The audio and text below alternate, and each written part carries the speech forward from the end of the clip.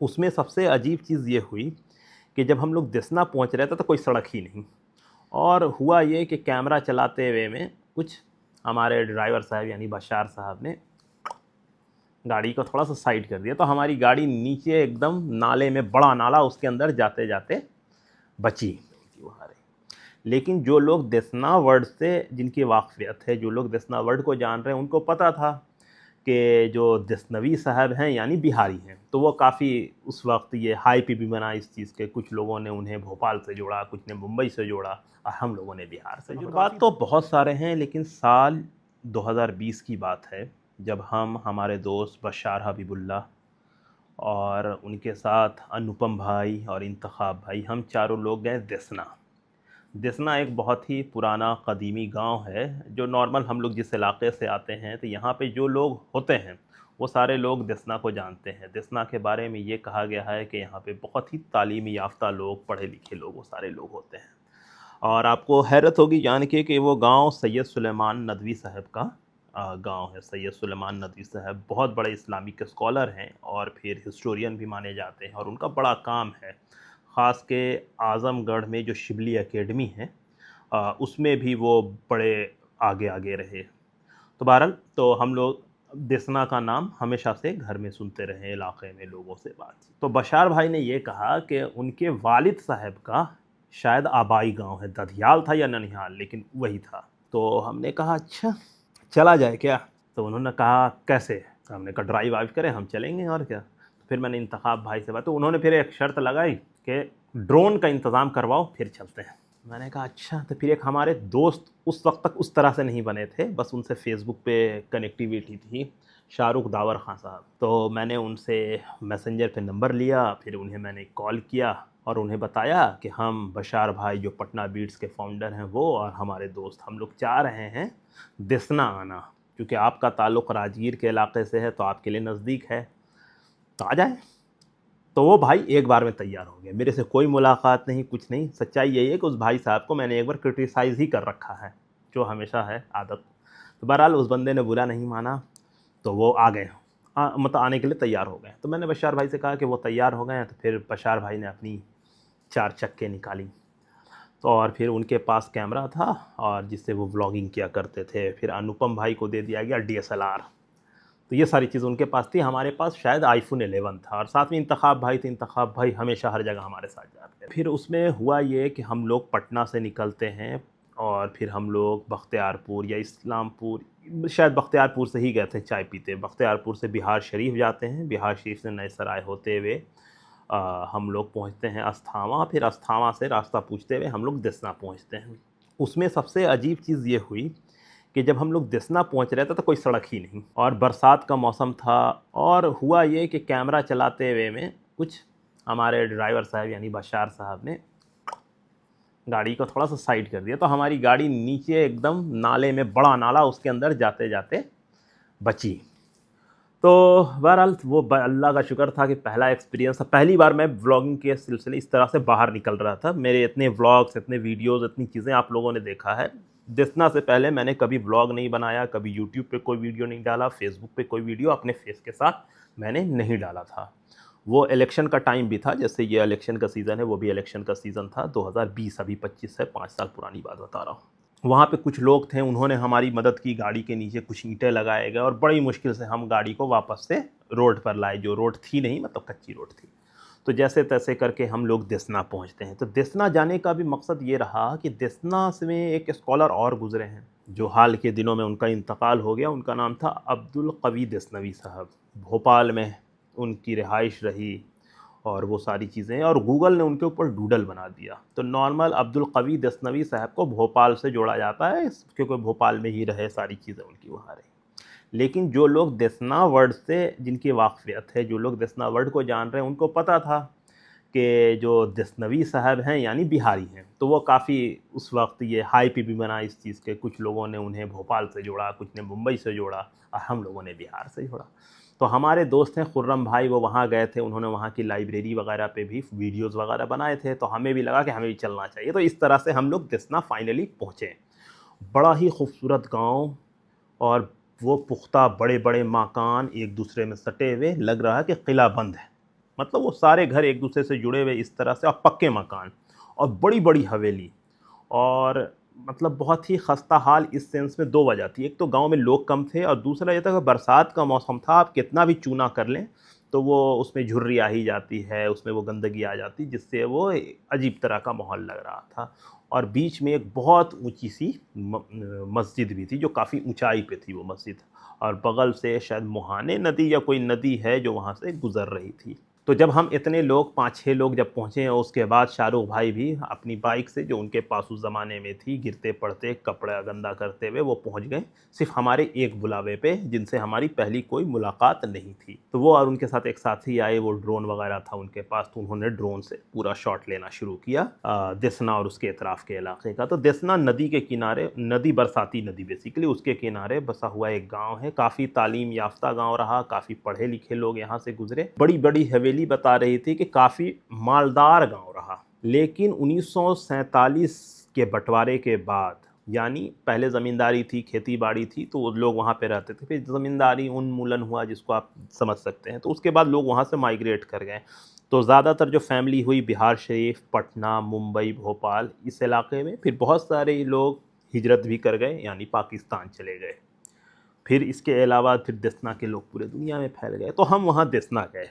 तो देसना में ये इंटरेस्टिंग नहीं है कि हम वहाँ गए, क्या चीज़ें देखी, वो सब तो एक मज़ेदार चीज़ है, लेकिन इसके बाद जो कड़ी जुड़ रही है, उसने मुझे यहाँ पर ये एक्सपीरियंस शेयर करने के लिए मजबूर किया।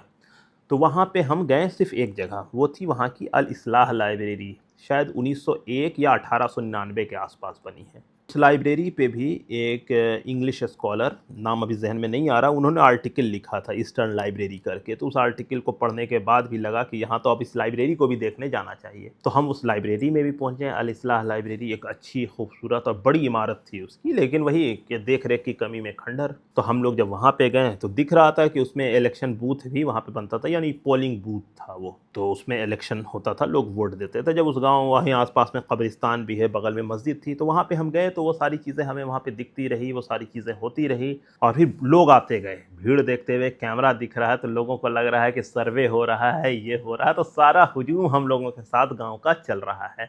तो वो गाँव की भी एक खूबी होती है कि लोग आपके साथ आते हैं, इंटरेक्ट कर रहे हैं, बात कर रहे हैं। तो मस्जिद में भी कुछ बुज़ुर्ग मिले, उनसे भी बात किया हम लोगों ने। वहाँ एक मशहूर मिठाई भी है, तो वो मिठाई भी हमने खाई। और वहाँ पे एक शहाबुद्दीन साहब थे, अगर गालबन मैं गलत नहीं तो वही नाम था, तो उन्होंने भी वहाँ पर के बारे में सारी चीज़ें दिखाई, लाइब्रेरी के अंदर ले गए। तो लाइब्रेरी में कुछ किताबें महफूज थी, जिसे प्लास्टिक में रैप करके अलग अलग करके रैक में रखा गया था, रैक वगैरह सब था। और बाकी इमारत सब चूरा था, खंडर में तब्दील था, वो सारी चीज़ें थी। तो उसी में बहुत सारे पेपर ऐसे ही जहाँ तहाँ पड़े हुए थे। अब ये अल्लाह ताला को ये काम लेना था। हुआ ये कि मैं वैसे ही पलटते, मैं मोबाइल से, आईफोन 11 था मेरे पास, मैं ऐसे खट खट खट खट वीडियो, मेरी आदत है, मैं फ़ोटो नहीं लेता, मैं सिर्फ वीडियो बनाता हूँ। तो मैंने कुछ ऐसे वर्क पलटा जो वहाँ पे गिरे हुए पेपर थे उसमें, और मैंने शूट किया। फिर मैंने एक व्लॉग की शक्ल बना के वीडियो बना के डाल दिया, फेसबुक पे ही डाला था। और वो बहुत ही मकबूल हुआ वीडियो। हिंदुस्तान, पाकिस्तान से लेकर पूरी दुनिया में, ख़ास के बिहार और देसना से ताल्लुक़ रखने वाले लोगों ने उसे बहुत पसंद किया। 2020 की बात बता रहा हूँ। बात आई और गई। तो मेरे पास तो सारा फुटेज था, मैं अपने फुटेज को डिलीट नहीं करता हूँ। एक आध साल के बाद मैं उस फोल्डर को वापस खोल के देख रहा था कि भाई उसमें है क्या। पलट रहा था तो उसमें एक जगह दिखा, जो कुछ लोगों का नाम और फ़ोटो। मैं फिर भी इग्नोर करके आगे बढ़ गया। फिर मुझे लगा कि भाई इसे अच्छे से पढ़ते हैं। तो उसमें उर्दू में लिखा मिल रहा है, एक मैगज़ीन है, अनुग्रह नारायण सिंह कॉलेज बाढ़। मैंने कहा बाढ़, अनुग्रह नारायण सिंह? मैंने कहा ये तो हमारे शहर का है। मैंने जब शूट किया था मेरे जहन में ये चीज़ नहीं थी। फिर मैंने उसे एक एक वर्क को, जो मैंने वीडियो में शूट कर रखा था, उसे मैंने धीरे पॉज कर करके देखना शुरू किया। तो उसमें 3 लोगों की तस्वीर मुझे मिली, जिसमें एएनएस कॉलेज बाढ़ के प्रिंसिपल सूरज बाबू, क्योंकि हम अपने वालिद साहब से उनके बारे में सुनते रहे, उनका नाम जान रहे थे, तो उनकी तस्वीर थी। उनके साथ उनके साथी प्रोफेसर सैयद वसी साहब थे, और एक रियाज़ हसन साहब थे, जो कॉलेज के सेक्रेटरी, मतलब स्टूडेंट सेक्रेटरी वगैरह कुछ थे उस समय। वो स्टूडेंट थे, बाकी ये दोनों प्रोफेसर थे। उसके बाद एक पेज और पलटा तो उसमें 8-9 स्टूडेंट थे, उसमें सबके नाम दर्ज थे। तो अब नाम से पता नहीं चला कौन, तो मैंने अपने बड़े अब्बू को वो भेजा, तो उन्होंने सबका नाम देखा। उन्होंने कहा यार इसमें तो कोई, हमको नहीं लगता कि अब ज़िंदा भी होंगे, क्योंकि वो जो नसीम अदब, जी हाँ उसका नाम था नसीम अदब, 52 या 57, ये मतलब वो 60s से पहले का है, 50s के दौर का था वो। उन्होंने कहा कि ये सारे जवान लोग उस वक्त हैं, अब शायद ही कोई उसमें ज़िंदा हो। तो फिर भी मैंने कहा कि बताएं कौन हो सकते हैं। तो उसमें उन्होंने एक इंसान को पहचाना जो बाढ़ से 10 किलोमीटर दूर एक गांव है जिसका नाम है गुआसा शेखपुरा, वो वहाँ रहते थे। आमतौर पर बाढ़ 2012 के बाद कम जाना हो रहा, तो फिर मैं 2023 में बाढ़ पहुँचा, ढूंढा उनको कि कौन है साहब। तो मैं ढूंढते ढूंढते अपने दोस्त अरमान गनी की मदद से उस गांव पहुंचता हूं। उससे पहले मैं एक और गांव वहां पे है, वहाँ भी जाता हूँ। उस गांव का नाम है करमौर के बगल में शेखपुरा। फिर मैं शेखपुरा में उन साहब के यहाँ मिला, वहाँ पे बड़ी हवेली मुझे दिखी जो एकदम बिल्कुल खंडर हो गई थी। उसी के बगल में ये साहब ज़ईफ़ हैं, शायद इन्होंने शादी नहीं की लेकिन वो वहीं रहते हैं, बुज़ुर्ग आदमी थे। तो मैंने इनका इंटरव्यू किया और गाँव के लोगों से मिला। मैंने उसके व्लॉग बना के वीडियो यूट्यूब चैनल पर भी डाल दिया। तो जाते जाते उन्होंने बताया कि वो हमारे दादा अब्बू को जान रहे हैं, उनके साथ, जो बुज़ुर्ग आदमी थे, 80 प्लस उनकी उम्र थी, और उनके साथ भी उनका उठना बैठना रहा। इसके अलावा डॉक्टर पोस्टमास्टर साहब, यानी जो हमारे दादा अब्बू के बहनोई हुए, उनके साथ भी उनके मरासिम रहे, उनके साहिबजादों के साथ भी, वो तमाम चीज़ें उन्होंने ओरल हिस्ट्री में वो सारी चीज़ें बताई। और फिर जब मैं उनसे इंटरव्यू करके उनसे इजाज़त लेकर जा रहा था, तो उन्होंने मुझे बोलते बोलते ये कहा कि उनके पास एक किताब थी जो उनके बुज़ुर्गों ने लिखी थी। मैंने कहा कौन सी किताब? उन्होंने कहा कि तारीख़ बहादुर ख़ानी या तज़किरा बहादुर ख़ानी करके। मैंने कहा ये कौन साहब है? तो उन्होंने कहा कि बाढ़ में जो ज़मींदार होते थे यूनुस हसन ख़ां, उनके दादा। तो उन्होंने बोला, मैंने उस नाम को दर्ज करके रख लिया कि होंगे कोई, अब देखेंगे क्या है, बुज़ुर्ग आदमी बता रहे हैं। कई बार मुझे लगता है कि हो सकता है सही बता रहे हो, कई बार होता है बुज़ुर्ग लोग कुछ ज़्यादा ही बता देते हैं, क्योंकि एज फैक्टर एक चीज़ है। तो उस चीज़ को मैंने नोट डाउन कर लिया। बात आई और गई। और इधर मैंने वो जो तस्वीर मुझे मिली थी सूरज बाबू और प्रोफेसर वसी साहब की, उसे मैंने फ़ेसबुक पे डाल दिया। और उसे जब मैं फ़ेसबुक पर डालता हूँ तो एक इंसान जिनका नाम था ज्ञान प्रकाश सिंह, वो साहब कमेंट करते हैं कि ये मेरे पूज्य पिताजी हैं, माय फादर। मैंने कहा वाह। मैंने फ़ौरन उन्हें फ्रेंड रिक्वेस्ट भेज दिया, उन्हें आदाब अर्ज़ किया और अपने बारे में बताया कि ये पेज मैं चला रहा हूँ। तो बड़े खुश हुए। फिर उनसे मैंने उनका नंबर लिया, फिर मैंने उनसे गुफ्तगू की। तो फिर बातचीत में वो बाढ़ की वो कहानी, वहाँ के नवाबों की कहानी, वहाँ के ज़मींदारों की कहानी, और वो किस तरह से उनके जो दोस्त थे उनकी कहानी, उन तमाम चीज़ों को उन्होंने बताना शुरू किया। मैंने कहा वाह, बहुत इंटरेस्टिंग, बहुत ज़बरदस्त। फिर मैंने उनसे कहा कि आप जब इंडिया आइएगा तो मुझे बताइएगा, मैं सिर्फ आधा घंटा आपसे चाह रहा हूँ कि ये चीज़ आपने जो बताई मैं इसे रिकॉर्ड कर सकूँ। तो फिर वो फाइनली अपने नवासे या पोते के साथ हिंदुस्तान घूमने के लिए आए। वो इंग्लैंड में होते हैं। तो वो आए तो मैं उनसे मिलने गया गुड़गांव। मैं गुड़गांव पहुंच गया मिलने के लिए उनसे। तो वो आधे घंटे का हमारा अपॉइंटमेंट रहा, तो उनसे मुलाकात हुई। तो उन्होंने अपने वालिद साहब के बारे में सारी चीज़ें बताई, उनका रोल था, ये कौन सी फैमिली है, कहाँ से इनका ताल्लुक़ था। तो मज़ेदार चीज़ है कि ये वही खानवादा है उज्जैनिया राजपूतों का, जिससे कुंवर सिंह, जिनका एक बड़ा किरदार हिंदुस्तान की जंग आज़ादी में, तो ये सब वही परमार राजपूत ही हैं। और हमारे लिए पॉजिटिव ये है कि कुंवर सिंह से हमारी फैमिली और हम लोगों की एक पुराने मरासिम रहे हैं, हम लोग बहुत अच्छे से जान रहे हैं। बचपन में घर में इन कहानियों में उनके बारे में सुनते रहे कि कुंवर सिंह का क्या रोल था, उनके साथ मीर कासिम शेर और दीगर तमाम जो ज़मींदार हमारे गांव वगैरह के थे, उनके क्या रोल थे इंडियन फ्रीडम स्ट्रगल में, और दीगर कई चीज़ों में वो मिलते रहते हैं। तो वो बचपन से हम लोगों ने सुन रखा था, तो काफ़ी इस चीज़ का जो और अच्छा लगा। तो उन्होंने बहुत सारी कहानी, बहुत सारी चीज़ें बताई। फिर बाढ़ के ज़मींदारों के बारे में बताया, तो उसका मैंने डॉक्यूमेंटेशन किया। फिर इसी बीच मुझे वो किताब मिल गई, तज़किरा बहादुर ख़ानी करके, 1887 की कहानी, 1887 की किताब है। उसमें जो बाढ़ के जो ज़मींदार हैं यूनुस हसन ख़ां, उनके वालिद यूसुफ़ हसन ख़ां, उनके वालिद हैं बहादुर अली ख़ां। उन्होंने किताब लिखी है खुद नविश्त, और उसमें अपने फ़ैमिली का शिजरा, अपनी मनसबदारी जो उनको बुज़ुर्गों को बादशाह शाह आलम और दीगर तमाम लोगों से मिली थी, वो तमाम चीज़ें, ज़मीनें, ज़मींदारी, रिश्तेदार, उन तमाम चीज़ों का ज़िक्र किया। और उसी के साथ उन्होंने अपने आप को बाढ़ में जो म्यूनसिपैलिटी है उस पे चेयरमैन भी बताया कि वो चेयरमैन हैं, और उनकी सरबराही में बहुत सारे काम बाढ़ में हुए। उसमें एक वाक़या वो बता रहे थे, बाढ़ में एक जगह है जिसका नाम है बनारसी घाट। मैं खुद अपने होश में आज तक नहीं गया, लेकिन उस किताब में दर्ज है कि वहाँ पे एक मस्जिद है, और उस मस्जिद को लेकर हिंदू मुसलमानों का सेम झगड़ा जो आजकल चलता है। 1887 में वो किताब लिख रहे हैं और 1885 का जिक्र कर रहे हैं कि हिंदू और मुसलमानों का किसी मौके पर किसी मेले वेले पे वो झगड़ा हुआ है उस मस्जिद को लेकर कि ये मंदिर है या मस्जिद है इसको लेकर। तो ये सेम चीज़ जो उस वक्त वो लिख रहे हैं अपनी किताब में, ये हम आज फील कर रहे हैं। यानी जब मैं कहीं मस्जिद, किसी मज़ार, किसी चीज़ का डॉक्यूमेंटेशन करता हूँ, वीडियो बनाने की कोशिश करता हूँ, तो मस्जिद के मुतवल्ली, सेक्रेटरी, ये तमाम लोग रोकते हैं कि नहीं, इसे पब्लिक नहीं कीजिए, परेशानी हो जाएगी, कोई दूसरा पक्ष इस पे आके क्लेम कर देगा। तो मैं देख रहा हूँ कि भाई ये तो पिछले 150 साल का प्रॉब्लम है, कोई नई प्रॉब्लम नहीं है ये कि मौजूदा रिजीम में या मौजूदा इसमें, ये उस किताब में भी दर्ज है। तो बहरहाल उसमें सारी चीज़ें मिली, तो उससे एक दो चीज़ मुझे ये पता चली कि मैं बहुत सारी चीज़ों पे काम कर रहा था, तो उनकी फैमिली हिस्ट्री, उनके तमाम चीज़ें, तो एक बेसिक जानकारी उस किताब से मिली। इधर ज्ञान प्रकाश साहब ने अपने जो दोस्त हैं उनके बारे में बताया, जो मुशर्रफ शेर उनका नाम था। जी हाँ, तो शेर फैमिली, और इनका जो ताल्लुक़ था, ये नवासे थे बाढ़ की दूसरी जो ज़मींदार फैमिली थी, जो कहलाती है ये नवाब कोठी, वहाँ इस फैमिली से इनका ताल्लुक़ था। तो उनके जो कहानी कि किस तरह से वो 70s के बाद हिजरत कर गए, उनकी दोस्ती ख़त्म हो गई, मतलब वो दोस्ती ख़त्म होने का मतलब कनेक्शन ख़त्म हो गई, वो इंडिया में रह गए, वो पाकिस्तान चले गए, और फिर ये डॉक्टर बन के ये इंग्लैंड गए, फिर इंग्लैंड में जाके ये बिहारी डॉक्टरों से मिलके उनसे पूछते हैं कि कोई आप मुशर्रफ शेर को जानते हैं, तो आखिर में एक साहब मिलते हैं कि हाँ मैं मुशर्रफ शेर को जानता हूँ, वो अब कनाडा में रहते हैं। फिर ये साहब उन्हें कनाडा में उनके नंबर पे कॉल करते हैं, तो पता चला नहीं, मुशर्रफ शेर यहाँ रहते थे, अब वो यहाँ से हिजरत करके कहीं और चले गए, लेकिन उनके पास मुशर्रफ शेर का नंबर है, उन्होंने उनको दिया, और फिर उन्होंने मुशर्रफ शेर से बात की। फिर मुशर्रफ शेर ने यह ख्वाहिश ज़ाहिर की कि उनके नाना नानी ने उनको पाला है, परवरिश की है, तो वह चाहते हैं कि वो उनके मज़ार पे जाके हाज़िरी दें, फ़ातिहा पढ़ें। तो इनके यानी ज्ञान प्रकाश सिंह के जो दूसरे एक दोस्त हैं वो बने स्पॉन्सर, और इस तरह से मुशर्रफ शेर एक ज़माने के बाद वापस हिंदुस्तान आते हैं और अपने बुज़ुर्गों के मज़ार पे फ़ातिहा पढ़ते हैं। तो ये एक कहानी उन्होंने बताई, मैंने इसका वीडियो भी डाला है। तो कह रहा हूँ कि वो सारी जो कड़ी है वो मेरे पहले सफ़र से जुड़ी, ये सारे लोग। इसमें क्या हुआ फिर मैं बता रहा हूँ कि नवाब कोठी की फ़ैमिली कहाँ है मुझे नहीं पता था।